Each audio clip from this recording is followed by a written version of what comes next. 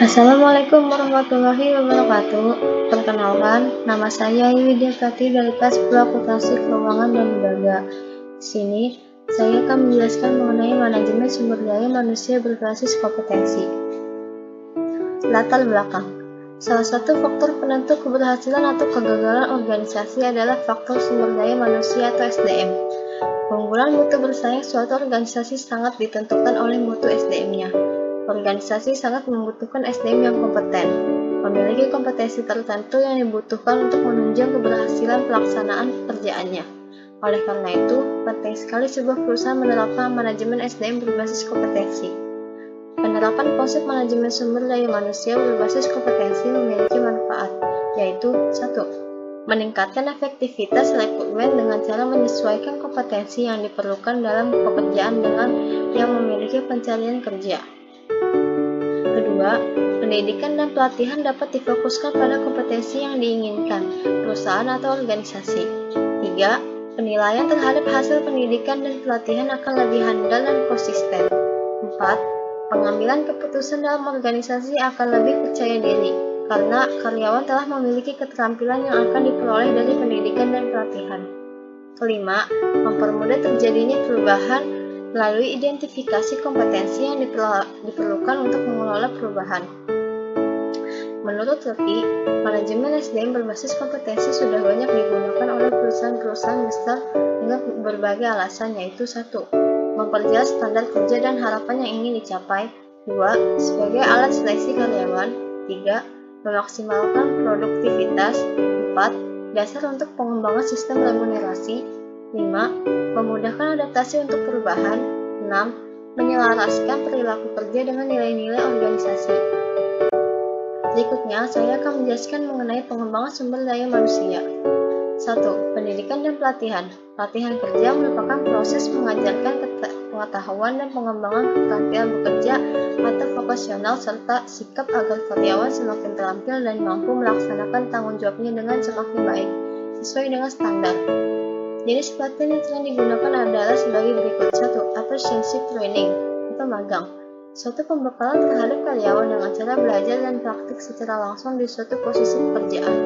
On-the-job training. Situasi di mana karyawan diberi pelatihan tentang pekerjaan baru dengan supervisi langsung seorang pelatih yang berpengalaman.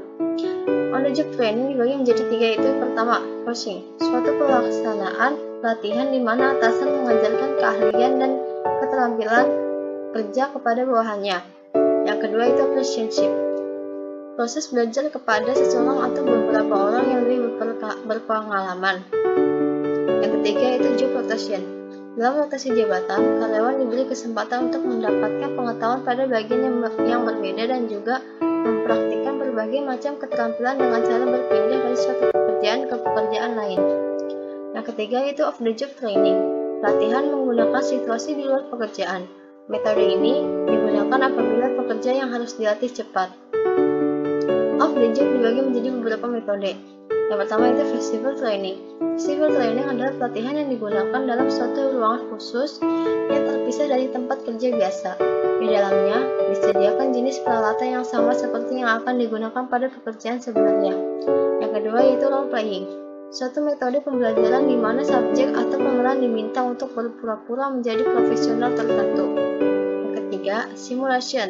Simulation merupakan suatu kejadian yang ditampilkan mirip dengan situasi sebenarnya, tetapi hanya merupakan tiruan dan anggota pelatihan dan harus memberikan respon seperti dalam kejadian yang sebenarnya. Yang keempat, case study. Metode pelatihan bagi para peserta pelatihan yang dihadapkan pada beberapa kasus tertulis dan diharuskan memecahkan masalah-masalah.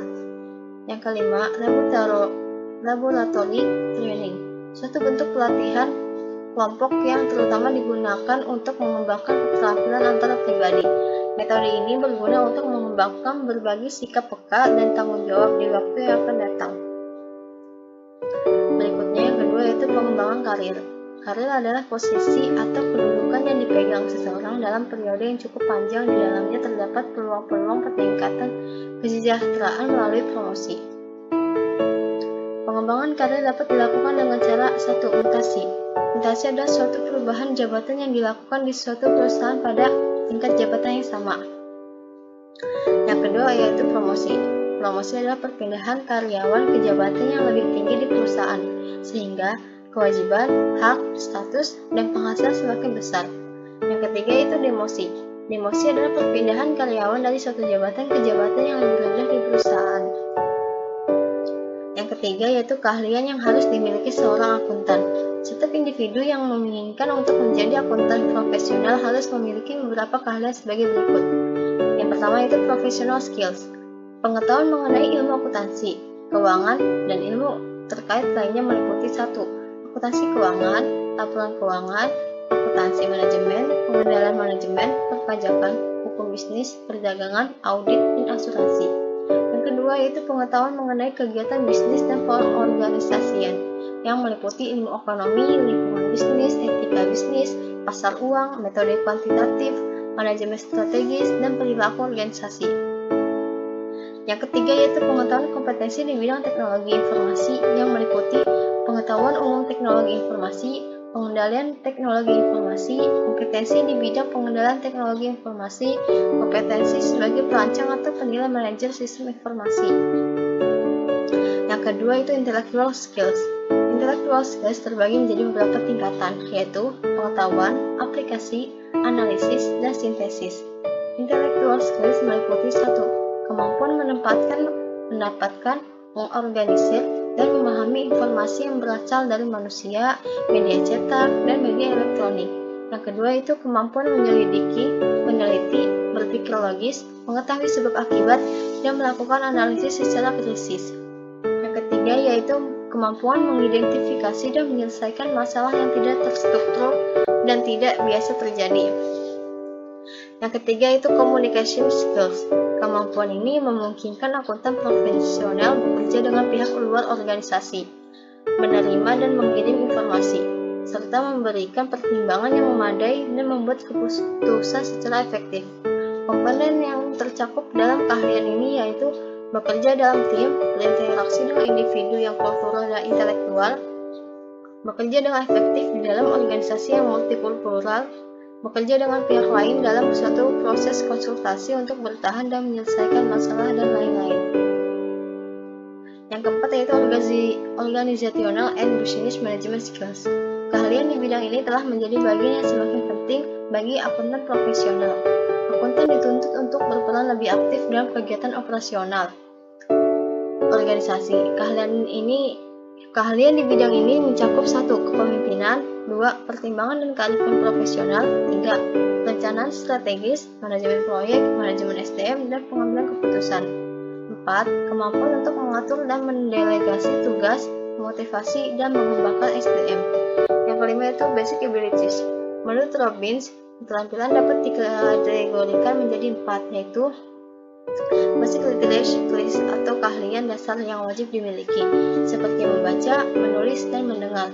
Yang kedua itu technical skills atau keahlian teknis seperti menghitung dan mengoperasikan komputer. Yang ketiga itu interpersonal skills atau kemampuan berinteraksi dengan orang lain secara positif dan konstruktif, seperti menjadi pendengar yang baik. Yang keempat yaitu problem solving atau menyelesaikan masalah. Yang keenam ada soft skills. Soft skills meliputi jujur, disiplin, bertanggung jawab, ramah, sopan, cepat beradaptasi, hard worker, teliti, cerdas, peka, empati, perhatian, teamwork atau kerjasama, leadership, loyalitas, komunikasi, critical observation atau mengamati suatu masalah, dan problem solving atau memecahkan masalah. Sekian dari saya, kurang lebihnya mohon maaf. Wassalamualaikum warahmatullahi wabarakatuh.